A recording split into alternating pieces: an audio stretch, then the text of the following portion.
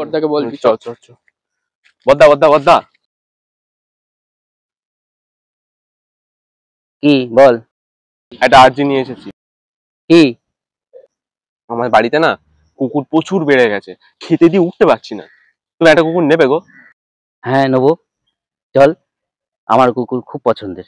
আমি নিতাম, কিন্তু আমাকে নিয়ে বাড়িতে দুটো কুকুর হয়ে যাচ্ছে, মা রাজি হবে না।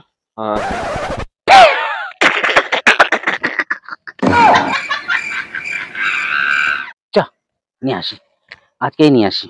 আমার কুকুর খুব ভালো লাগে, চল।